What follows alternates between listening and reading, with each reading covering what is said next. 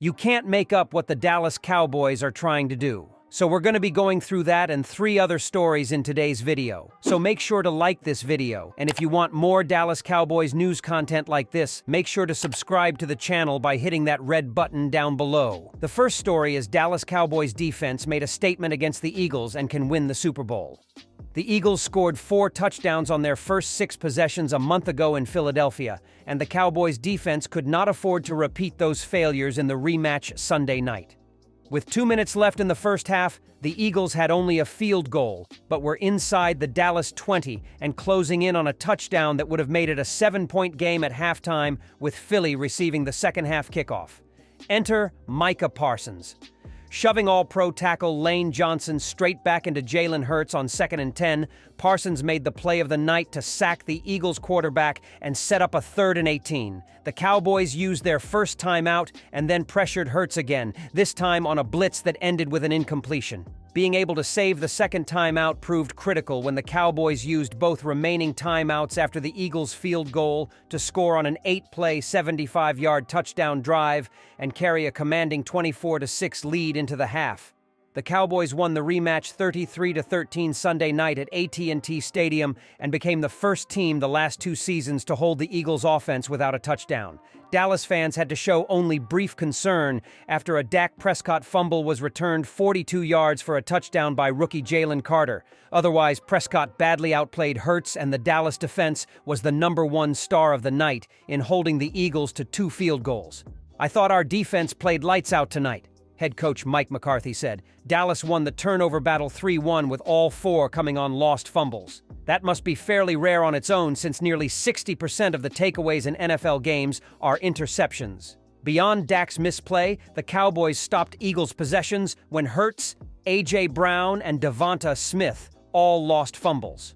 Hurts finished with 197 yards passing, another 30 rushing, with a couple of the usual tush-push first downs, but was ineffective anytime the Eagles got within 30 yards of the Cowboys' goal line. When he had to try to convert a 4th down longer than the Eagles' vaunted quarterback sneak could handle, Hurts's pass for Smith on a 4th and 8 came up 7 yards short. In the past 2 weeks, Philadelphia has fallen from 10-1 to a tie for first place in the East, with Dallas at 10-3. In addition, the Eagles have been outscored by their 2 most likely foes for the NFC Championship by a count of 75-32. The Cowboys' victory was their 8th this season by 20 or more points. The Eagles have not won a game by more than 14. That doesn't keep Philadelphia from having enough of an upper hand in the possible tiebreaker scenarios. The Cowboys still need the Eagles to lose another game against either Seattle, Arizona, or the New York Giants to have a chance at winning the East and starting the postseason at home.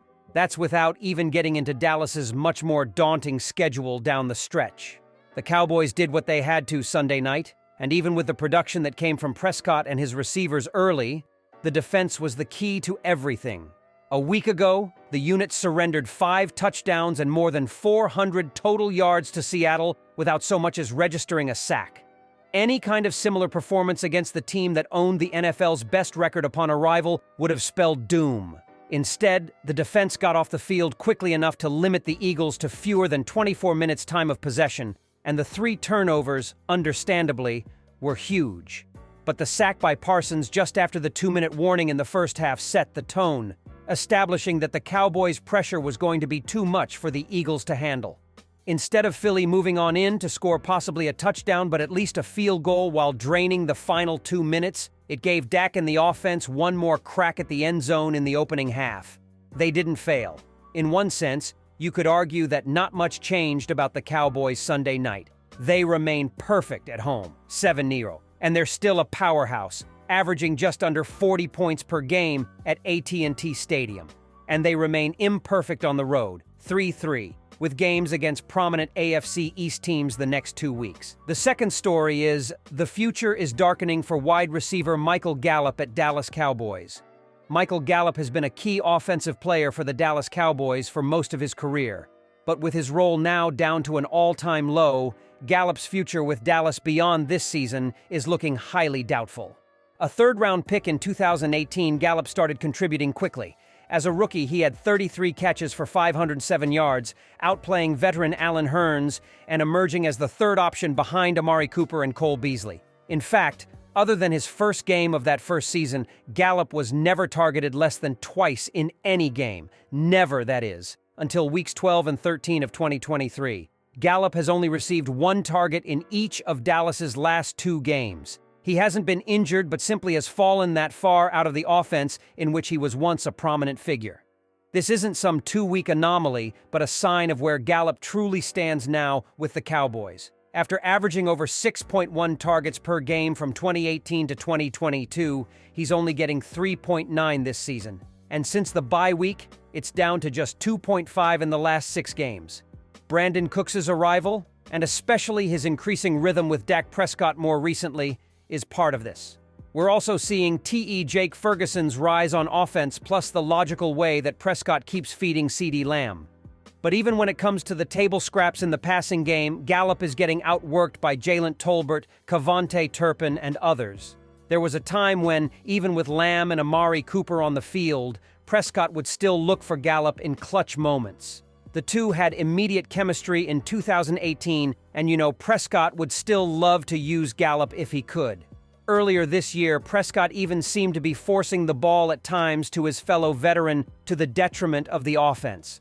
While scheme changes after Kellen Moore's departure may be a small part of the issue, it's evident that Gallup just hasn't ever come back from his 2021 leg injury. He's still just 27 years old, but unless one more offseason does the trick, it doesn't feel like we'll ever see him performing at the same level again. During the 2022 offseason, Dallas made a questionable choice by trading away Amari Cooper and giving Gallup, fresh off a major injury, a long-term deal. But even at the relative bargain of just $11.5 million per season, cheap by WR standards, Gallup's health has never allowed him to live up to it.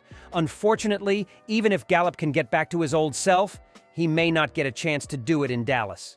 2024 will be the 3rd season in the 5-year deal that Gallup signed in 2022, and he'll count $13.85 million against the Cowboys' salary cap. For a guy who's now bordering on being inactive for games, that's just not going to fly. Dallas isn't prohibited by the dead money from moving on. They could do a clean break and cut him outright, which may only create $800K in cap relief, but opens a roster spot and absorbs all of the dead money into one season. Or, and this is more likely, they'll make Gallup a June 1st cut for $9.5 million in 2024 cap space, but a $8.7 dead money hit in 2025. Between Prescott, Lamb, Micah Parsons, and others, the Cowboys have some big salary cap fish to fry next year. Even if you just narrow the scope to wide receiver, that $9.5 million is a big chunk to help fund Lamb's next deal. It may only cover about 1/3 of what Lamb stands to get, but it's far from nothing.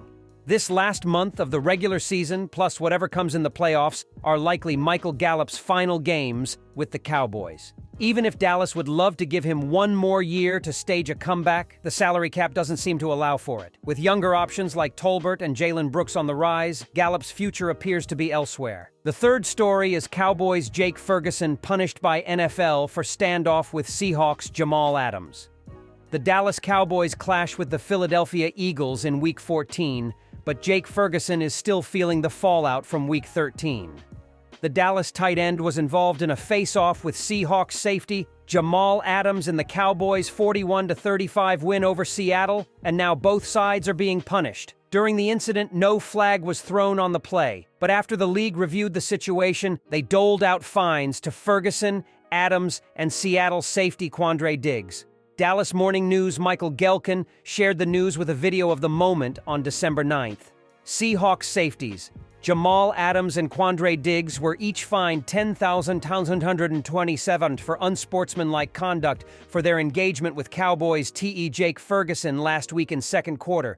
Ferguson was docked $5,112.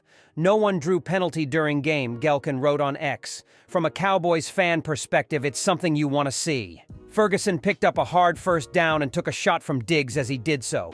Diggs is clearly boasting the tackle after the play, but Ferguson stands up and returns the favor by signaling for a first down. Then, Adams comes for Ferguson, and the two butt heads. Adams actually gave Ferguson a chin swipe before the end of things, but the Cowboys tight end got the last laugh. The Cowboys' victory over the Seahawks was a barn burner. The lead changed multiple times. Both teams' offenses were firing, and it happened on primetime television. One of the deciding factors, though, was when Dallas QB Dak Prescott found Ferguson for a TD with just under 5 minutes remaining. Ferguson ran an abbreviated wheel route with Adams in coverage. While Adams didn't let Ferguson slip by him, he could not prevent his 6'5" frame from holding onto the ball after Prescott purposefully threw it short. In a game in which Prescott shined, that throw may have been his best. There's nothing Adams could do to react, and Ferguson did well to bring down a speedy pass with little time to react. Of course, Ferguson also delivers a clear stare in Adams' direction after the touchdown as well. Not only was the Cowboys' second-year TE making plays, he was doing it with attitude. A fourth-round pick in the 2022 NFL Draft, Ferguson is still developing.